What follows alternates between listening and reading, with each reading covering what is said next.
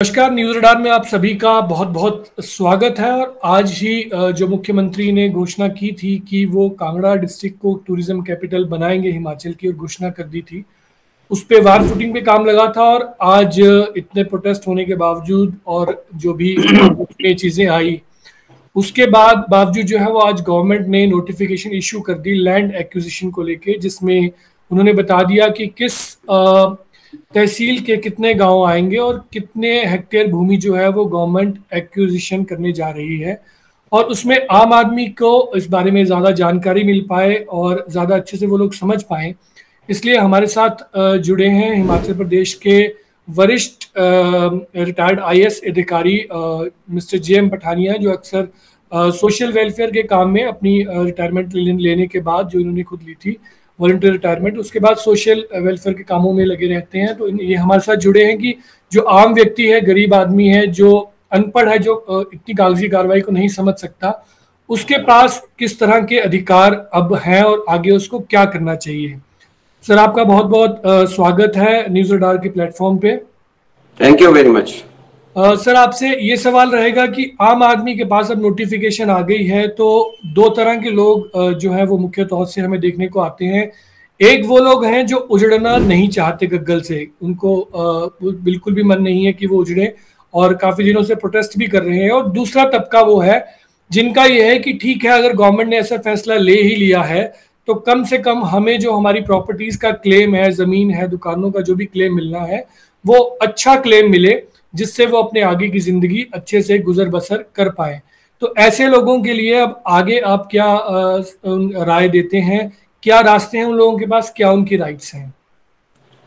सबसे पहले तो मैं न्यूज रडार को बहुत बहुत धन्यवाद करना चाहूंगा कि एक बहुत अच्छा इशू, और स्पेशली जो हमारे थोड़ा पुअर फैमिलीज हैं उस एरिया की, या हमारे जो कम पढ़े लिखे लोग हैं, इससे उनको काफी मदद मिलेगी। और कई बार हम ऐसा देखते हैं कि लैंड एक्विजिशन होती है पब्लिक प्रोजेक्ट्स के लिए, लेकिन लोगों को वो सेटिस्फाई नहीं रहते और उनको पूरा बेनिफिट नहीं मिल पाता। अब इसमें सबसे पहले हमको ये प्रोसेस समझने की जरूरत है। जो सेक्शन 11 में नोटिफिकेशन हुआ है, अब उसका अगला कार्रवाई जो है वो ये होगी कि यहाँ पे जो हमारी एक्विजिशन एजेंसी है, जो कलेक्टर है, वो उनका ड्यूटी है कि जो अभी तक हमारा सोशल इंपैक्ट असेसमेंट सर्वे हुआ है या हमारा जो अभी प्लान है एक्विजिशन का, उसको हर आदमी को उसकी जानकारी दें। और इसमें मैं न्यूज रडार से भी रिक्वेस्ट करूंगा कि लगातार इसके ऊपर आप लोगों को जागरूक करें। जी सर। अब इमीडिएटली दूसरा एक्शन जो कलेक्टर को करना है, उन्होंने रिकॉर्ड का अपडेशन करना है सेक्शन 12 में। इसका मतलब ये है कि जो जितना भी रिकॉर्ड है वहां पे, जो हमारा लैंड का डिटेल है, वहां पे पब्लिक प्रॉपर्टीज का डिटेल है, या लोगों की लाइवलीहुड का डिटेल है, क्योंकि जो आपका प्लान बनेगा रिहेबिलिटेशन, वो उसके ऊपर बनेगा, उसकी नेचर के ऊपर। अब लोगों को ये जानना जरूरी है कि वो इस रिकॉर्ड का जब अपडेशन हो रहा है उसमें अपने आप को इन्वॉल्व करें, ताकि उनकी जानकारी छूटे नहीं और करेक्ट डिटेल उनकी पर्सनल लाइवलीहुड के बारे में, और उनका जो वहां पे, जैसे कुछ लोग हैं जैसे एग्रीकल्चर के ऊपर ही निर्भर हैं, या कोई किसी ने दुकान बनाई है और उसका पूरा लाइवलीहुड उसके ऊपर चल रहा है, तो उसको उस सर्वे में फिगर करना जरूरी है। जब ये सर्वे करेंगे कलेक्टर, तो उस समय लोगों को ये भी जानकारी होना जरूरी है कि उनका अगर कोई डैमेज होता है उस सर्वे के दौरान, तो उसका कंपनसेशन भी वो ले सकते हैं। और अगर कहीं डिस्प्यूट होती है तो वो कंसर्न्ड कलेक्टर को उसकी अपील कर सकते हैं, या उसका मुआवजे के लिए वो उनसे शिकायत कर सकते हैं।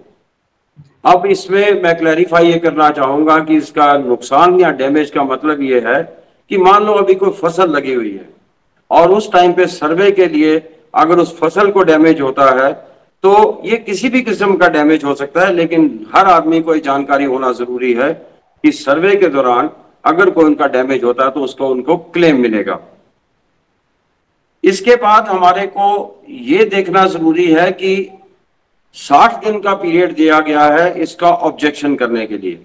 तो जैसे आपने ये पॉइंट को उठाया कि कुछ लोग चाहते हैं कि वो इसमें ना आए, जी। अब वो प्रोजेक्ट का डिटेल जानने के बाद और सोशल इम्पैक्ट सर्वे का रिपोर्ट जानने के बाद लोग उसमें इसका ऑब्जेक्शन कर सकते हैं, जिसके लिए 60 दिन का समय दिया गया है। और ये जो हमारा इसका जो ऑब्जेक्शन है, ये कर सकते हैं एरिया की सूटेबिलिटी, जिस पर्पस के लिए दिया गया है। अगर कोई आदमी ये फील करता है कि हमारे यहाँ जो लैंड है वो सूटेबल नहीं है उस पर्पस के लिए, या पर्पस को उसकी लैंड के बिना हल किया जा सकता है, तो उसकी वो ऑब्जेक्शन कर सकते हैं। दूसरा, जो जस्टिफिकेशन दिया गया है पब्लिक पर्पस के लिए, वो सभी को जानकारी है कि वो वहां पे एयरपोर्ट का एक्सपेंशन होगा, वो पर्पस के बारे में जानकारी है, तो इसमें ज्यादा तो ऑब्जेक्शन नहीं आएगा। तीसरा जो बड़ा इंपॉर्टेंट है, जो सोशल इम्पैक्ट असेसमेंट है, उसमें अगर कोई उनको लगता है कि वो चीज ठीक नहीं दी गई है, अब यहाँ पे इंपॉर्टेंट ये है कि हर नागरिक को इसकी जानकारी होना जरूरी है कि सोशल इम्पैक्ट असेसमेंट का रिपोर्ट क्या है जी। इसके लिए जो हमारी एक्विजिशन एजेंसी है मोस्टली ऐसा काम नहीं करते, उनको वाइडली पब्लिसाइज करना पड़ेगा। उनको ग्राम सभा में, ग्राम पंचायत में, अगर म्यूनिसिपैलिटी का एरिया आ रहा है तो म्यूनिसिपैलिटी में इसकी वाइड पब्लिसिटी करना जरूरी है। इवन जो सेक्शन 11 में नोटिस दिया गया है, इसकी भी वाइड पब्लिसिटी करना जरूरी है, न्यूज़पेपर में, वेबसाइट पे, पंचायतों के माध्यम से और साथ में म्यूनिसिपैलिटी के माध्यम से जी। अगर इतना ट्रांसपेरेंसी और ये जानकारी लोगों के पास होगी तो लोग इसमें अच्छे तरीके से कंपनसेशन भी ले पाएंगे और उनका प्लान भी ठीक से बनेगा। तीसरा काम जो 60 दिनों के अंदर अंदर हमारा कलेक्टर को करना है, ड्राफ्ट रिहैबिलिटेशन और रीसेटलमेंट स्कीम बनानी है। अब ये रिहैबिलिटेशन और रीसेटलमेंट जो स्कीम है, ये स्कीम का प्रिपरेशन अगले 60 दिनों में बनेगी। इसके लिए हमारा जितने भी नागरिक हैं वहां के इफेक्टेड एरिया के, उनको जानकारी होनी चाहिए कि उस स्कीम में क्या बन रहा है और उस स्कीम की इम्प्लीमेंटेशन में बाद में वो पार्टिसिपेट कर सके। इस स्कीम में जो स्कीम बनेगी उसमें सब कुछ दिया होगा कि किसको कितना कंपनसेशन दिया जाएगा, प्राइवेट लैंड कितनी है, जिसका लाइवलीहुड डिस्टर्ब होगा उसको क्या होगा।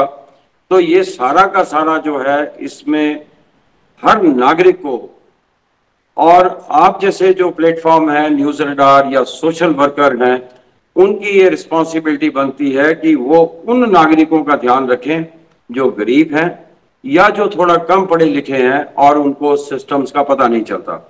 हम कोशिश करेंगे, आपसे भी मैं रिक्वेस्ट करूंगा कि इसमें हम इस पूरी प्रोसेस के दौरान लोगों को एजुकेट करते रहें। जी सर, हम आपसे बार बार जुड़ते रहेंगे सर। अभी तो हमने ये एक छोटी सी आपसे एक इन्फॉर्मेशन लेनी थी जो आम जन तक पहुंचा पाए, क्योंकि आज ही नोटिफिकेशन आई है और कई लोगों में पैनिक होगा, तो इसलिए आज की जो ये हमारी डिस्कशन है इसको थोड़ा ब्रीफ रखते हुए हम दोबारा सर आपसे इस टॉपिक पे जो है वो जुड़ना चाहेंगे, ताकि आम लोगों को, आम नागरिकों को उनके हक के बारे में हम जागरूक करवा पाए। तो हमसे जुड़ने के लिए सर आपका बहुत बहुत धन्यवाद। Make sure to drop a like and comment, and don't forget to subscribe to the News Radar.